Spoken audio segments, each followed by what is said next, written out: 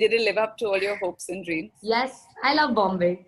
For as much as sometimes I like to hate it, we crib about it. I don't think I could live anywhere else in India except Bombay. I love the city. You came here when you were 17, and by No, I didn't come here when I was 17. I came here when I was turning 21. and then you set up Flying Unicorn in a matter of years. No, for the first 1 year, I had to tell my parents why I'm going to Bombay. I had to have a reason. So the first 1 year, I actually did a course in Bombay in Xavier's, Okay. in XIC.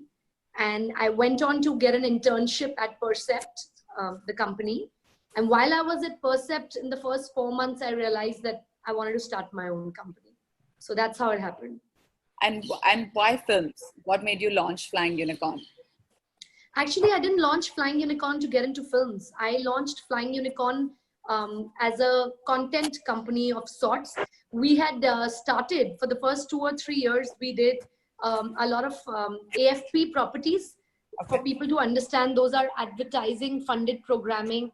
I did a few shows with Sony Entertainment, with Zoom, with Z. I did a bunch of shows with different channels. And post that is when I realized around 2009 or 2010 that I wanted to get into movies. And was that journey easy? Because you were in Bombay for a while by then, but you still didn't know people in the film industry, no Godfather, so to speak. How was that like? It's never easy. It's still not easy. It's still really hard. But it's hard for everyone. Anybody who's trying to set up anything new in a different city or even in their own cities. It is starting a new company or a new idea, or for all the entrepreneurs out there, it's never easy, but you just take the plunge. And of course, there are lots of ups and downs that happen. There are highs that you go through, which you feel like, oh my God, I'm going to conquer the world. And then there are lows where you feel like, okay, this is a disaster. I need to pack up and leave the city. So we went through all of that. And but the thing is to stick around, and I just stuck around. That's all. What was the biggest hurdle you faced? There have been a lot of hurdles, from trying to convince in the beginning. Sorry? The one that made you want to pack up your bag? There was a show I did on Zoom called Director's Cut, which was a show which got most of the filmmakers in the country. We got about 70 to 75 filmmakers to come under one roof.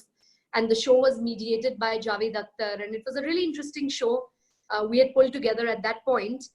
And I was very proud of it to be able to do that, because I didn't know any of the filmmakers that I got under one roof. But just 2 or 3 days before the show was going to happen, I'm not going to take names, but there were people like, some media people and some journalists and all who were like, we didn't invite them for the show. And they said, we are going to get you boycotted, and we're going to make sure you don't do any work here. And those messages and threats started to come. So I was really nervous at that point. And I remember going to one person's office with my partner then and just sitting outside, a 24-year-old, almost in tears, being like, please don't boycott us. We've paid for everything. And if we don't do this event, we're going to be in great trouble. And then somehow we managed to make it happen. But those 48 hours that we went through were a nightmare. So those are small moments that you go through where you feel like, what, I've done something wrong. I didn't invite a particular person. I've pissed someone off, and those kind of things. But they happen. They happen. And then the anthologies happened. You introduced us to this whole concept of anthologies, which was great, from love stories to Bombay Talkies. Yeah. How was the creative process for that? You're working with 4 different directors. It was amazing. Even today, I'm doing a bunch of other stories and like series and anthologies with Netflix. And I keep telling myself that I would have never got an opportunity to work with so many filmmakers in my career. Like to be able to work with an Anurag or a Karan or a Zoya or a Dibakar. And now I'm working with 4 of the top filmmakers in the Tamil film industry. I would have never got that opportunity until it was for something like this, where they were all coming together and doing something like this. It was brilliant. It was like going to 4 different film schools, if I can say, because everybody's style of working, everybody's approach to making movies and writing is so different And with my first film, Bombay Talkies, I literally would go on 4 different sets and feel like I'm in 4 different colleges, you know, because everybody was so different with their units and their style of working. It just felt like you were attending 4 classes of the same campus or something. It was interesting. It was amazing. But how did you narrow down on these 4 directors? I know Anurag and you went back a while, but the others, Yes. how did they come under? Actually, we didn't go back a while. Our relationship started around Dev D, when I worked on Dev D for a bit, and I went away. Sorry, quickly. Yeah. When I left the I'm just trying to switch off my phone.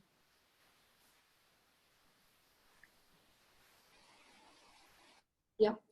So when I left after finishing my work with Dev D, when I came up with the idea of the anthology and I approached Anurag with it, he said that I would do it, but you have to get the other 3 filmmakers on your own.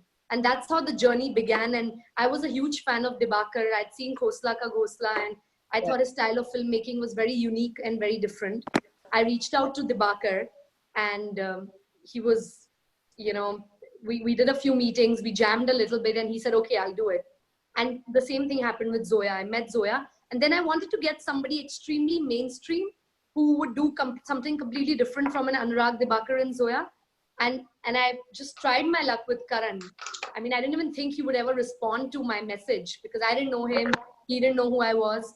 And I sent him a long message, and he was quite courteous, and he immediately responded, and he said, come and meet me. So that must be an amazing thing to get all these creative energy. Yeah, it did feel like quite an achievement at that time, yes.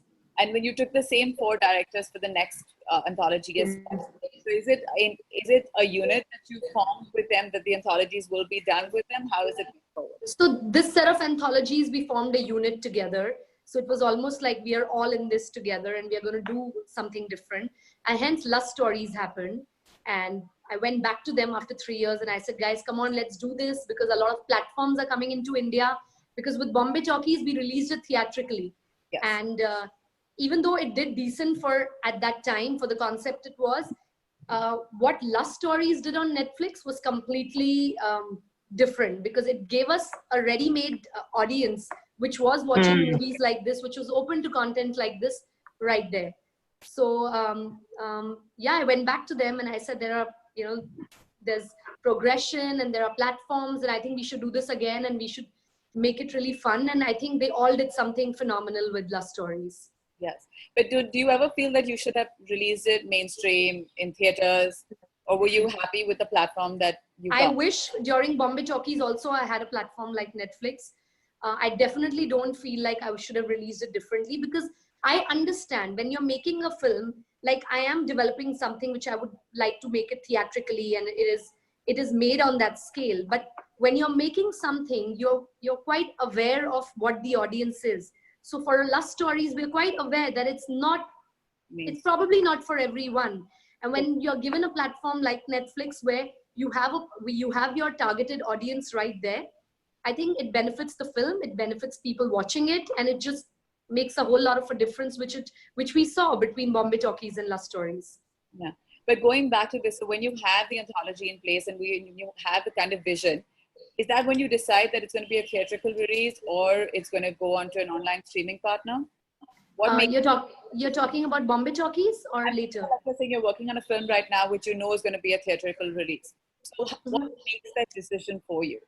You know, there are certain subjects which are made in a way which are very universal, where a person who is, it doesn't matter from which strata you come from or what is your education, universally everybody's going to enjoy it, and it's going to give you that kind of business. You inherently know that it would work theatrically better, as opposed to, but now you see, I'm talking about pre-COVID times. Now, yes. During COVID and post-COVID, what is going to happen, none of us know, right? So even a lot of mainstream films are now releasing on these platforms. So I'm talking to you about pre-COVID times, where when you write something, you know that this would be apt for a theater because it's going to get that kind of an opening. And then you know that you are making something maybe semi-niche, which would work better on a platform, and then you make a love stories which is for Netflix. Yeah. But going back to the anthologies, was it intimidating to work with any of these big directors? You were in your 20s. Yeah, it was quite intimidating. You know, I would when I would be on a set, and I remember once Karan introduced me to someone and said she's my producer, and for a minute I was just like, okay, in my head I'm like, okay, am I really his producer? Because it was intimidating, of course, for to be Karan's producer or to be Zoya's producer, because they came with the body of work that they did, and they were all such experienced and incredible filmmakers, and for me it was my first film. Usually it's the other way around, where the producer is really experienced and been there and the director is new. So it was intimidating, I wouldn't lie, but I used to just keep a straight face on and be like, yeah, I'm the producer. Yeah. So you won it over by making it. Yeah. Just kept the intimidation in my head, basically. Yeah. But were there any occasions where you had like a fan moment working with all these actors, working with all these directors? I don't know if they were fan moments, but every time, I would just be there or be standing behind the monitor when, any of the filmmakers would be shooting, watching a Nawaz act or watching Vicky act and all of these people act. I would be like, oh my God, this is my film and I'm producing it. So I would have moments like that. But but when you're working, the whole fan bit somehow goes out of the picture because you're so busy trying to get stuff done. Now? Yeah. So I was saying you took the anthologies to Cannes to celebrate 100 years of Indian film industry. What was that like? It was incredible. I mean, first of all, our film aside, there was so much that I learned. Like, I remember Great Gatsby was premiering that year, and we were 6 feet away from Leonardo, and just seeing the most incredible filmmakers and how people are so passionate about watching these movies, and people would stand in queues from morning. Just the whole the whole vibe at a film festival and how movies are celebrated and given their due was incredible. I'd never seen something like that. So it was really nice. I mean, we walked the red carpet, and we had an audience from all over the world watching our film. It was an incredible. I'll never get over that experience. Can you share and very special... recently we had that with the Love Stories, where we were nominated for the Emmys. So I mean, these are moments that you probably never get over. And you're doing this so early on, and you have such a long way to go still. What are your plans? I mean, how do you exceed getting a film in Cannes, getting a anthology nominated for the Emmys? What's going to top this now? I don't think you work on anything wanting to top anything, or just be like, you just make something honest, and a lot of times you get it right, a lot of times you get it wrong, and when you do get it right also, you don't know if it's going to head in the direction of getting nominated for the Emmy. Honestly, I didn't even think it would get nominated for an award in India. So you don't think of those things when you're making something or when you're writing or developing something, but you just make an honest film, or you just do your work honestly, and then whatever the journey of the product, the content, the film is, it takes you. Yeah. I don't think you can ever top what you did, or you can do something. Everything is going to be different, and every experience is going to be different. So then what, according to you, are the skills that make a good producer? Firstly, producing is a very thankless job. So I must tell everybody here who's even remotely interested in it, producing is the most thankless job. It's, to give you an example, it is like the job of a person in a family who's actually doing all the work, but is constantly getting like, acha ye khana acha nahi bana, aap ye aise kar dete. Everybody, a producer keeps everybody together, but at the same time, a producer's job is extremely thankless, because when the film does well, it's all about the actor and the director. Of course, you make a producer monetarily benefits and all of that, but while you're making the film, and when you're working with a unit of 100 people and you have to keep it together, it's like keeping a family of 100 people together for that 1.5 year, making sure everybody gets along with everybody, nobody's fighting, everybody's on the same page. It is a task, and quite a thankless one. But when your film does well, it is also gratification to another degree for yourself. Yeah. But then one of the key skills that you would need is kind of placating and managing everyone's artistic temperaments, everyone's behavior. 1.5 years is a long time to coexist together. It's having the whole, keeping the commerce and the creative side in balance with each other. So making sure that the film that you're making can only get the kind of fund that it can get, and making sure that people who are creatively helming it are satisfied with what they are getting. So if your director or people working on the film are not satisfied creatively, it's going to show. It's not, you're not going to get the results. But at the same time, if you constantly keep satisfying them and the budgets keep overflowing, then it's not good for the business. So you have to balance the commerce and the creative together for it to be a successful journey for both. You know, going back to a theatrical release versus an online streaming, the budgets, obviously the commercials are different. Which one is, I'm not saying one is easier than the other, but which one is easier to balance? I would say digital. Digital is easier to balance because we don't have you're not marketing the film. A lot of money is spent when you release it theatrically in marketing it. In digital, you are marketing it, but you're not marketing it the way you have to market theatrical films. You know, in every city, and the ads, pens, and all is crazy. So I would say digital is easier. No, so give me an example on how you marketed both of them differently, like from a Bombay Talkies to a Love Stories. So I had Kala Kandi, also a small film I made with Saif Ali Khan. It is different because, so for example, with theatrical, let's say if you're a small scale film, like how Kala Kandi was, we released in about 800 screens. I'm not even talking about the big films, which release in 2000 screens plus. That you have to do next level of marketing.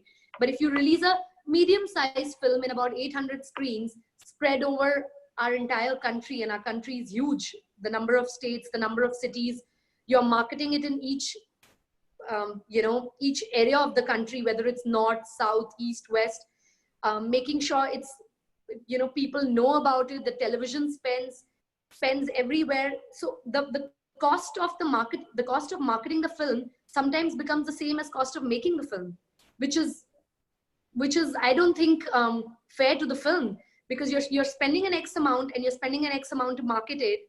And well, you do have to market a film if you want to reach the audiences, but sometimes it just goes crazy where you have a small film and you can't afford the marketing budgets, but you still have to do it. Otherwise, lots of films, like, come and go, and people don't even know about it because they've not been able to market it well.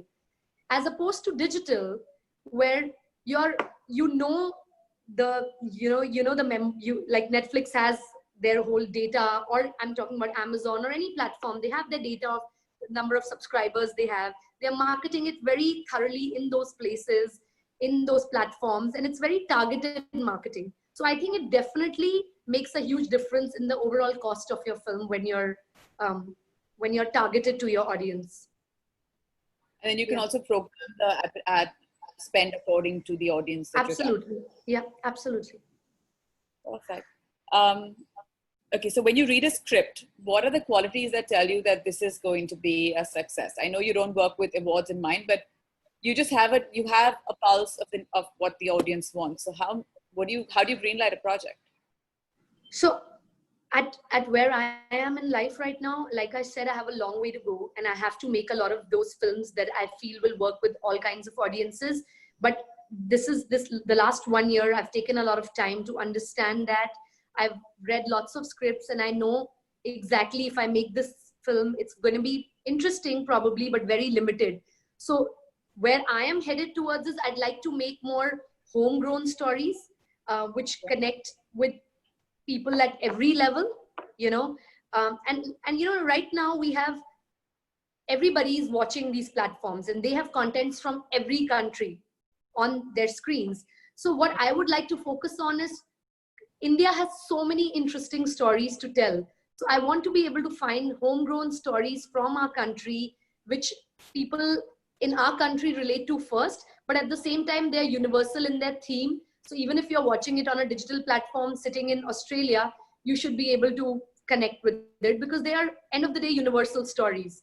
Everybody connects with certain things all over the world. Like, look at us, we are enjoying shows in Spanish and we are enjoying shows in German on Netflix, and everybody is loving it.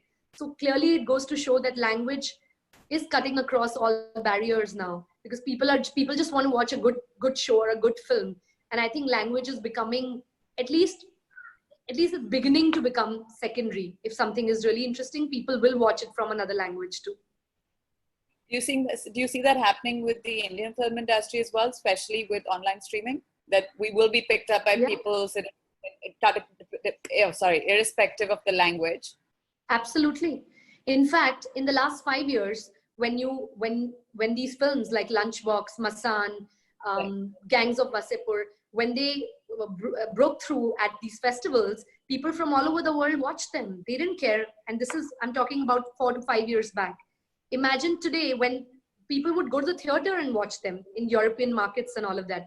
Today, if you have something as interesting from India on a platform, even if it's in Hindi, people are going to watch it. Definitely. So I know a lot of people in America and Americans, and they completely enjoyed Made in Heaven. They completely enjoyed Sacred Games. I have got so many emails and messages from people all over the world who enjoyed Lust Stories. So, and they are all Hindi language content. So people, and these are people who don't speak in Hindi, have enjoyed it and watched it. So similarly, like how we enjoy content from other languages, I think even they'll enjoy content from our language if it is interesting, for sure. But do you have to tailor make it for international audience, or is it more targeted to the Indian, and then of course it gets appreciated everywhere else? I personally want to make things for India, and if it goes global, it's a bonus. Okay. Any advice for aspiring producers? Just have your own back, and just be persistent and patient. That's all. Because it is not easy. Like I'm saying, it's still not easy today for me after having made 4 films. It's very, very hard, but it's not impossible. So if you're persistent, if you have some interesting ideas, and if you have the skill, at some point or the other, you will get through. Before I open it up for questions, I just wanted to ask you, what's next on the cards? What can we expect to see from you next? I'm working on 2 shows, which I'm very, very excited about. And they're both with leading platforms. I don't want to name them because we haven't officially announced it. And I'm developing 2 film scripts, which are also almost done. So post-COVID, or when life becomes a bit better, we'll be taking it out and casting it and all of that. Yeah. And there is a Tamil anthology that I've just finished for brilliant filmmakers from the Tamil industry. Okay. So the shooting for that is done, and that you'll see on Netflix very soon. Oh, lovely. So what is the anthology about? Can you share? It is about stories in the southern part of our country where,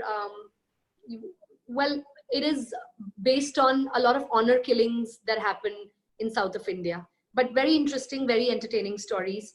And I'm quite excited about it. I've worked with 4 brilliant directors in Tamil. We can't wait to watch that one now. Yes. Yes. I'm going to open it up for questions. I think we have a couple already. Let's start from the beginning.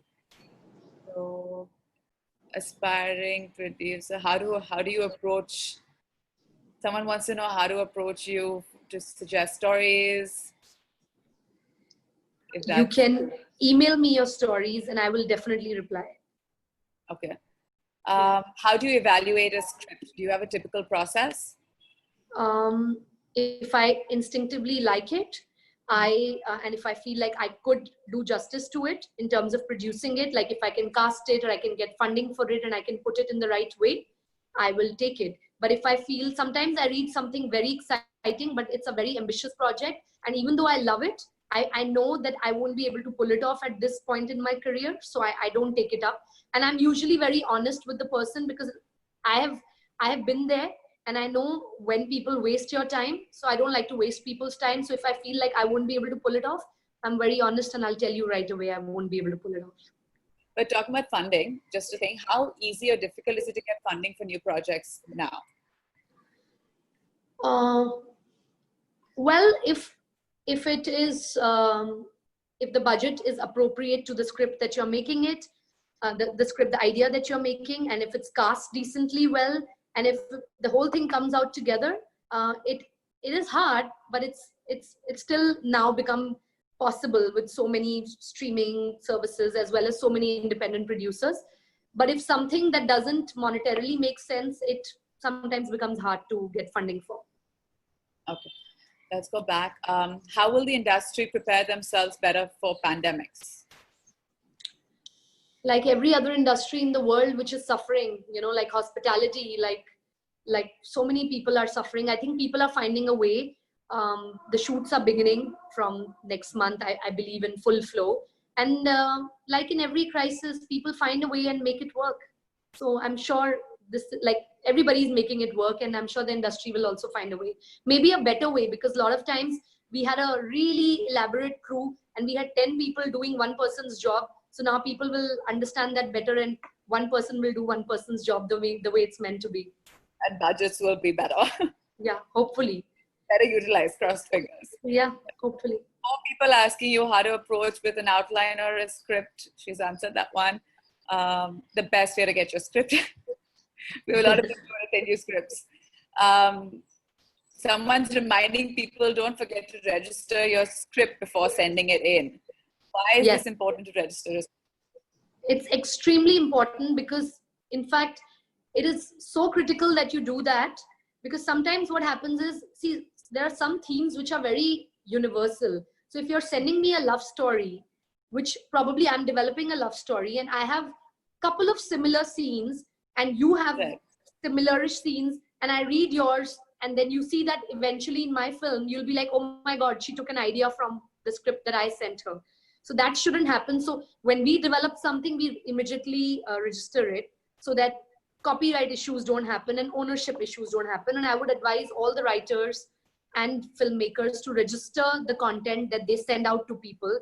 And it's very, very important for their sake, not just to me, to anybody that you send out your content. Please register and then send it.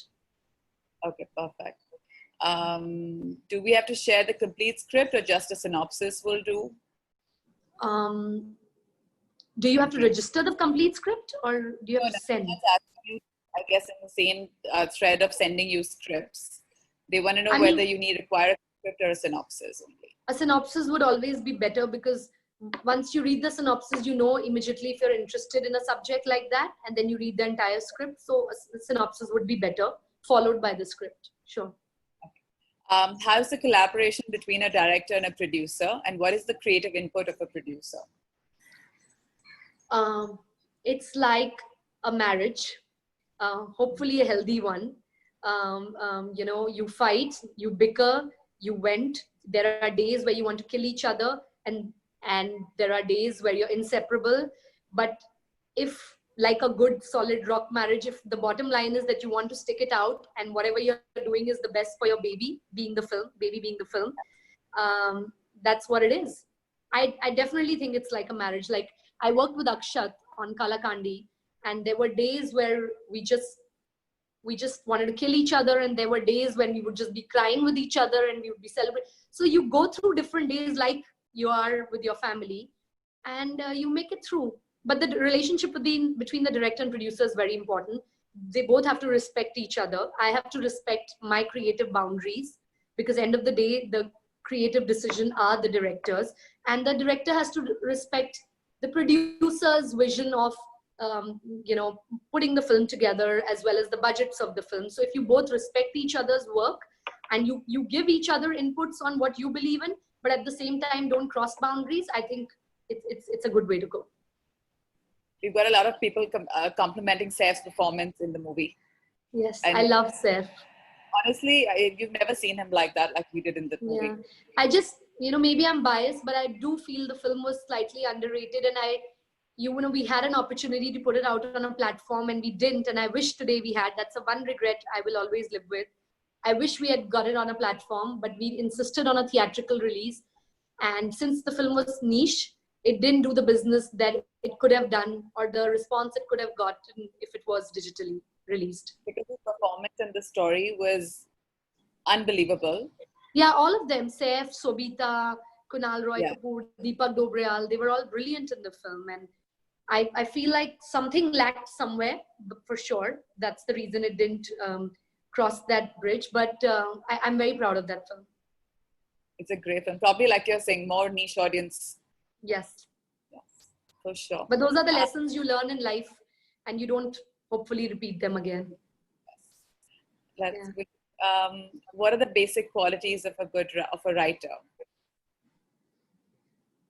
Discipline, you know, because everybody knows the writer has to be, the writing has to be amazing and all of that. But one thing I think people forget, which every time I'm looking for a writer, I'm always looking for a writer, of course, who's brilliant at writing, but is also disciplined, because writers tend to get a bit indulgent sometimes because they're writers. And they can just go on and on about something for months and probably even years. But if I feel like if some discipline is added to the writing part of it, I think it's a great combination. And also, I would think open to feedback, right? Because as a writer, I know that you're very possessive about your work. Yes.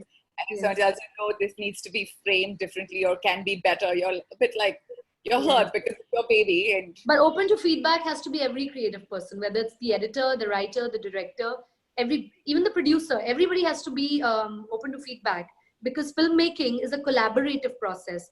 If it was an isolated process, you would make it alone. The fact that you need 15, 20 other people to make it happen with you, it's a collaboration. So you have to listen to everybody's point of view. It can't be, of course, the captain of the ship is the director, but everybody's point of view is important because it's a collaborative process. for sure. We have one question. Hello, how do you work on sensitive topics or thought-provoking issues and place it in a positive story style? And how long does it take to finalize a perfect story script? There are no hard and fast rules to how long it takes. Sometimes it's instant. Sometimes it needs a lot of work, so it takes a lot of time. You know, with everything that's happening today, and with social media becoming such a strong part of everybody's life, when you make anything thought-provoking, or when you make something relevant, or something that you're trying to say, it's really important that you say what you want to say, but you're sensitive to the environment of people who are going to receive it. Because but creatively, what happens is sometimes everything that you make is possibly going to offend someone, and you can't keep everyone happy. And we are a population of so many people. You can't make something to please everybody. So you make something that you want to make. Of course, you are sensitive to what you're saying, whether it's something about women or about a relevant topic, or whether it's something about your country. But at the same time, it is not when audiences react so personally, I feel like it is the creator's point of view. The creator is not saying that it is everybody's point of view. If it was everybody's point of view, why would he make it? He's made what is his point of view. And if it doesn't go down well with you, which happens with a lot of people, a lot of movies I watch and I'm like, what was that?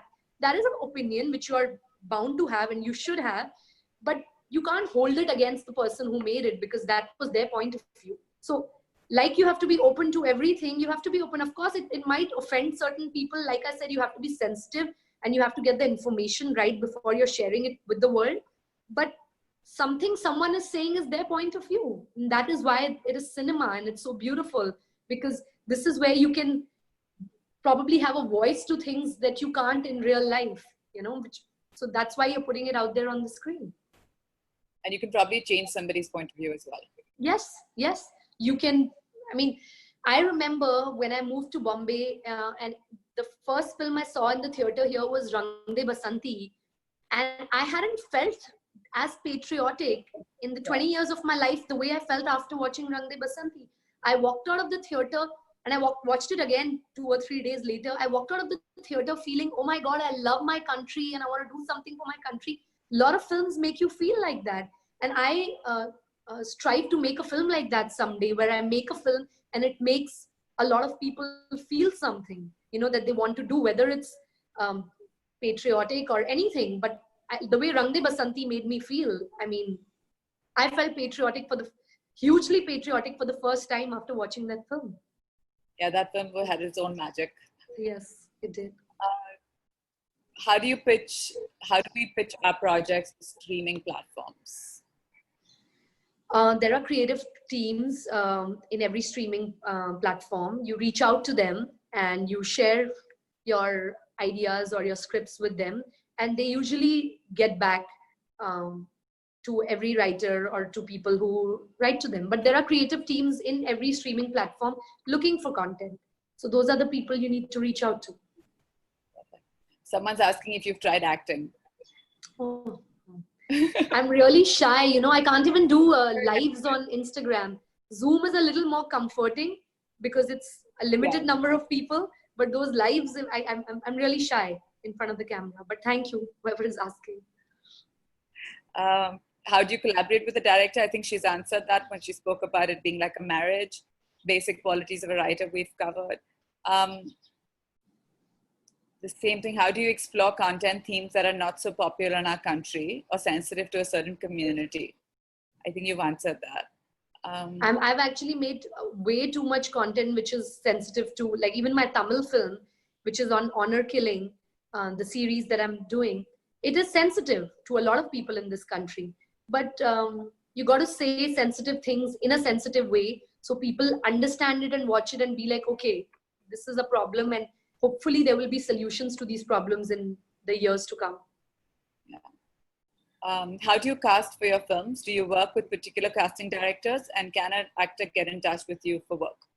Yes. So when we do auditions, we put it out there that the auditions are starting with that particular casting director, whoever the casting director is. And then they audition. It's a very fair process. Whoever is shortlisted via the casting director, the director sees those tapes and then they select depending on what character works for who. Okay. Are you open to produce for regional non-Hindi platforms? I am producing regional content on platforms that are now, most of the platforms are doing regional content. In fact, in our country, they're doing Tamil, Telugu, Malayalam, Punjabi. So regional content is going to be there on all the main streaming platforms now. Yeah. Any suggestions for indie filmmakers to work with people in the mainstream industry? I didn't really get that one. We are all, you know, I don't know. There's such a fine line between now mainstream and indie. It's you don't know who's mainstream and who's indie beyond a point. It's just about, and especially if we are talking about platforms, I don't think people watch anything that they see, like Patal Lok. Let's just take an example of Patal Lok, a show that I completely enjoyed in the last 6 months. Nobody knew, like, or the actors in the show were not hugely popular. There was Jaideep Alawat, who was leading it, who was also in my film Last Stories. I don't think people, and I don't know how many people here would know who the directors of Patal Lok were. So it doesn't matter now if you're indie or you're mainstream, as long as you're just doing something amazing and incredible. These are all fine lines and gray areas which are now all colliding together. So just make something amazing, and the mainstream guys will be chasing you. If they are the typical, if those are the guys you are looking out for, they will be looking out for you if you do end up doing something good. That would be my advice. Yeah.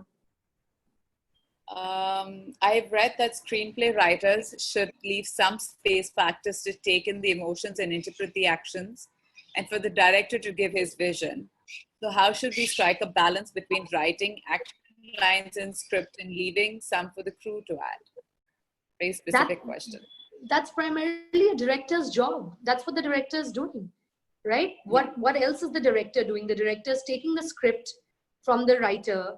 The director is handling the actor. The director is finding a fine balance between what was written, what he wants to shoot, and what the actor is going to give, and putting it all together.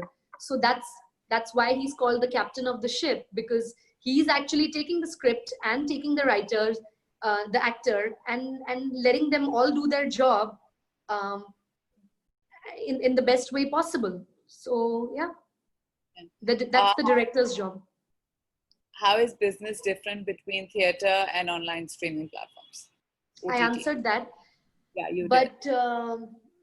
It's different in the sense that I mean, when you're making something, the budgets will usually be the same. But of course, like I said, the P&L cost is easier on digital platforms.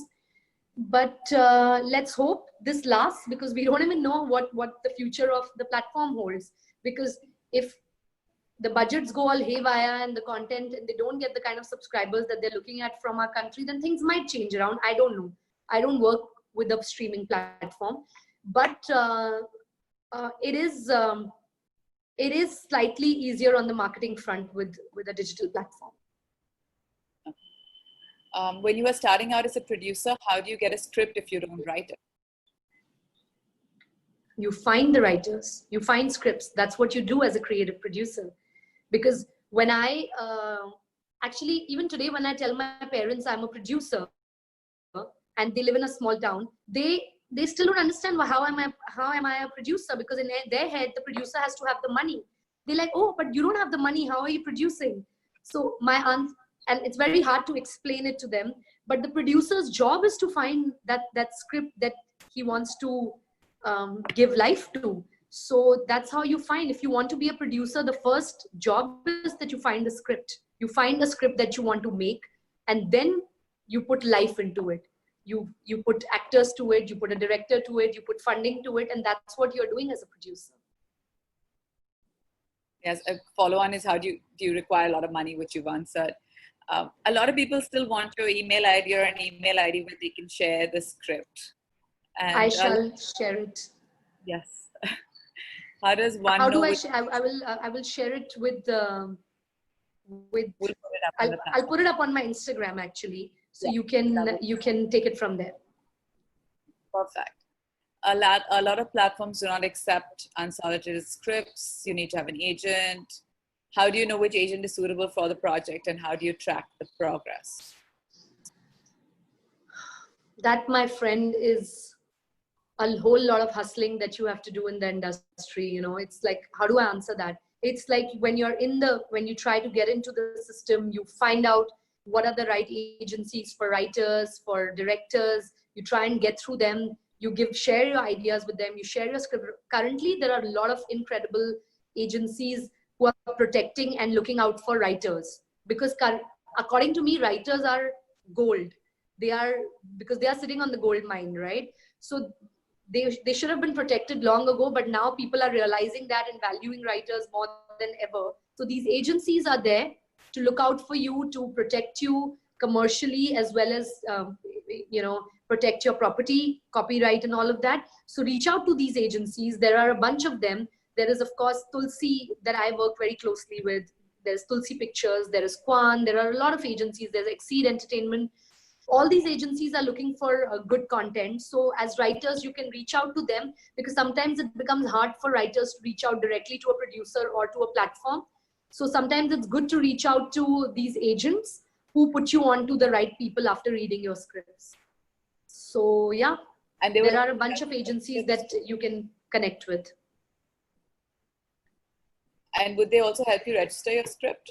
Obviously. Yeah, they would, but it's very simple. You actually just have to become a member of the Film Writers Guild. There are 2 or 3 bodies. You have to become a member. They'll give you an ID card, and then you register your scripts with them. It's not that hard. Okay. Who are the producers who inspire you? Anyone you look up to? In India? I'm not specified, so let's just go international as well. In India, lot of people inspire me.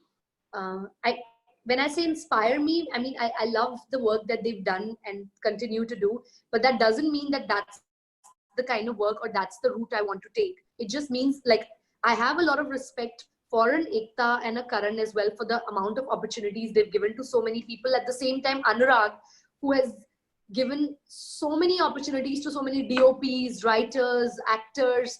A lot of brilliant actors have come out of Anurag spotting them. So I have huge respect for all of them. I also like producers who empower their teams, who empower their directors, who empower their writers, and who are not the only ones taking all the limelight away. It's like once they greenlight the project, they actually trust their filmmaker or they trust their writer. So I like that quality in a producer, and I aspire to be like that one day. When you have that kind of power to be able to empower people, you should totally do it. And I feel like certain producers do that. And yeah, and there are bunch of international producers that I look up to. There's a long list, but more than producers or generally, a lot of people inspire me for the way they handle things or the way they've come up. So yeah. Okay, I'm going to take one last question. On which basis have you chosen directors for the Tamil anthology? Like one of them is Gautam Menon. Is it because he has done some feel-good movies down the line?